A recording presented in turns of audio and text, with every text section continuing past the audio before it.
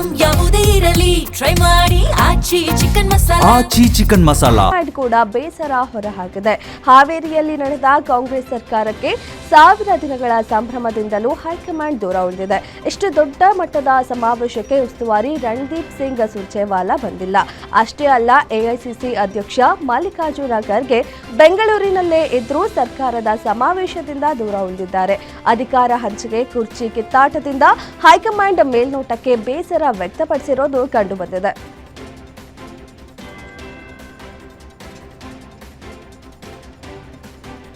ಸಿದ್ದು ಸರ್ಕಾರದ 1000 ದಿನದ ಸಂಭ್ರಮಕ್ಕೆ ಬಿಜೆಪಿ ಆಕ್ರೋಶ ವ್ಯಕ್ತಪಡಿಸಿದೆ.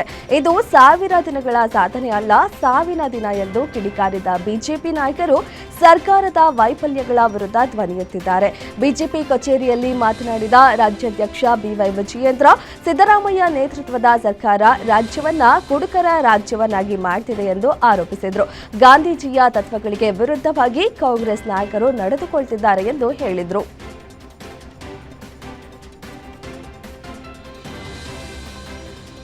ಸರ್ಕಾರದ 1000 ಸಾಧನಾ ಸಂಭ್ರಮಕ್ಕೆ ಕೇಂದ್ರ ಸಚಿವ ಕುಮಾರಸ್ವಾಮಿ ಕಿಡಿಕಾರಿದ್ರು.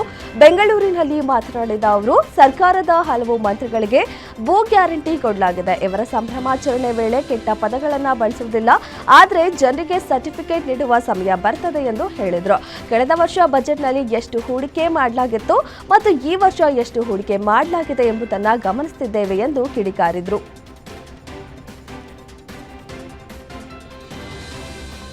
ಮೈಸೂರಿನ ಗಂಗೂಬಾಯಿ ಹಾನಗಲ್ ಸಂಗೀತ ವಿಶ್ವವಿದ್ಯಾಲಯದಲ್ಲಿ ಆರ್ಥಿಕ ಅವ್ಯವಹಾರ, ಆಡಳಿತ ನಿರ್ವಹಣೆಯಲ್ಲಿ ಭ್ರಷ್ಟಾಚಾರ ಆರೋಪ ಕೇಳಿಬಂದಿದೆ.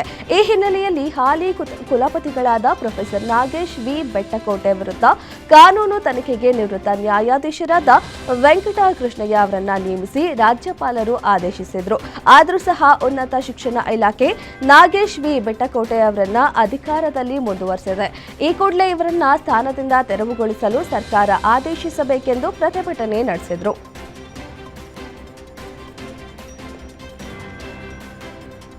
ಚಿಕ್ಕಬಳ್ಳಾಪುರ ಜಿಲ್ಲೆಯ ಗುಡಿಬಂಡೆ ಬೆಸ್ಕಾಂ ಉಪವಿಭಾಗದಲ್ಲಿ ಜೂನಿಯರ್ ಎಂಜಿನಿಯರ್ ಆಗಿರುವ ರಾಘವೇಂದ್ರ ಮತ್ತು ಸಿಬ್ಬಂದಿ ಬೇಜವಾಬ್ದಾರಿಯಿಂದ ವರ್ತಿಸಿದ ವಿಡಿಯೋ ಈಗ ಸಾಮಾಜಿಕ ಜಾಲತಾಣಗಳಲ್ಲಿ ವೈರಲ್ ಆಗಿದೆ. ಕಚೇರಿ ಬದಲು ಡಾಬಾದಲ್ಲಿ ಕುಳಿತುಕೊಂಡು ಮದ್ಯ ಸೇವನೆ ಮಾಡ್ತಾ ಮದ್ಯದ ಬಾಟಲಿಗಳ ನಡುವೆ ಕುಳಿತುಕೊಂಡು ಕಡತ ವಿಲೇವಾರಿ ಮಾಡ್ತಿರುವ ವಿಡಿಯೋ ವೈರಲ್ ಆಗಿದೆ.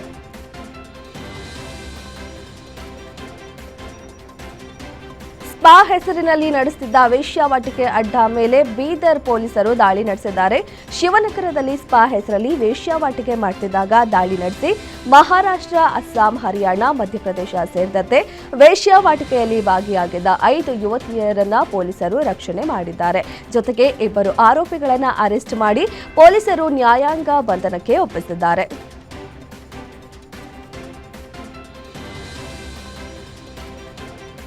ಶಿವಮೊಗ್ಗ ಜಿಲ್ಲೆಯಲ್ಲಿ ಭ್ರಷ್ಟಾಚಾರದ ವಿರುದ್ಧ ಲೋಕಾಯುಕ್ತ ಪೊಲೀಸರು ಮತ್ತೊಂದು ಭರ್ಜರಿ ಕಾರ್ಯಾಚರಣೆ ನಡೆಸಿದ್ದು 40,000 ಲಂಚ ಪಡೆಯುತ್ತಿದ್ದ ರಾಷ್ಟ್ರೀಯ ಹೆದ್ದಾರಿ ಪ್ರಾಧಿಕಾರದ ವಿಶೇಷ ಭೂ ಸ್ವಾಧೀನಾಧಿಕಾರಿಯನ್ನ ವಶಕ್ಕೆ ಪಡೆದುಕೊಂಡಿದ್ದಾರೆ. ಶಿವಮೊಗ್ಗದ ಹಿಂದಿನ ಅಪರ ಜಿಲ್ಲಾಧಿಕಾರಿಯಾಗಿರುವ ಸೇವೆ ಸಲ್ಲಿಸುತ್ತಿದ್ದ ಸಿದ್ದಲಿಂಗ ರೆಡ್ಡಿ ಹಾಗೂ ಹೊಳಲೂರು ನಾಡ ಕಚೇರಿಯ ಗ್ರಾಮ ಸಹಾಯಕ ರಾಜೇಶ್ ಲೋಕಾಯುಕ್ತ ಬಲೆಗೆ ಬಿದ್ದವರು. ಕಾರು ಚಾಲಕ ಕೇಶವಮೂರ್ತಿ ಎಂಬುವರು ನೀಡಿದ ದೂರಿನ ಮೇರೆಗೆ ಈ ದಾಳಿ ನಡೆದಿದೆ.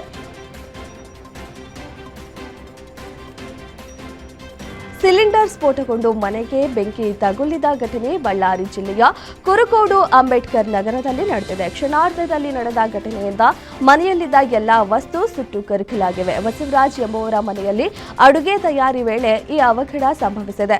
ಅದೃಷ್ಟವಶಾತ್ ಯಾವುದೇ ಪ್ರಾಣಾಪಾಯ ಸಂಭವಿಸಿಲ್ಲ. ಸ್ಥಳಕ್ಕೆ ಆಗಮಿಸಿದ ಅಗ್ನಿಶಾಮಕ ಸಿಬ್ಬಂದಿ ಬೆಂಕಿ ನಂದಿಸಿದ್ದಾರೆ.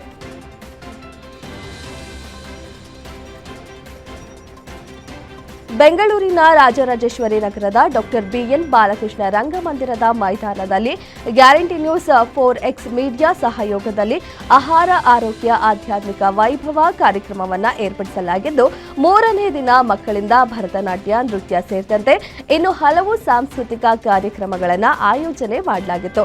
ನಂತರ ಸ್ಥಳೀಯ ಹಾಡುಗಾರರಿಂದ ಆರ್ಕೆಸ್ಟ್ರಾ ಕಾರ್ಯಕ್ರಮವನ್ನು ಆಯೋಜನೆ ಮಾಡಲಾಗಿತ್ತು.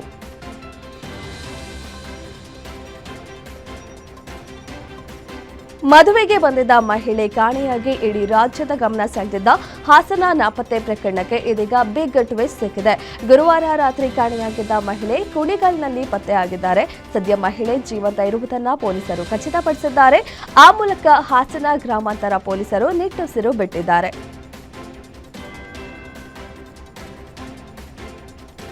ವಿಜಯನಗರ ಸಾಮ್ರಾಜ್ಯದ ಗತವೈಭವ ಸಾರುವ ಹಂಪಿ ಉತ್ಸವವು ಅದ್ದೂರಿಯಾಗಿ ನಡೆಯುತ್ತದೆ. 2ನೇ ದಿನದಲ್ಲಿ ಸಾಂಸ್ಕೃತಿಕ ಕಾರ್ಯಕ್ರಮಕ್ಕೆ ಚಾಲನೆ ನೀಡಲಾಯಿತು.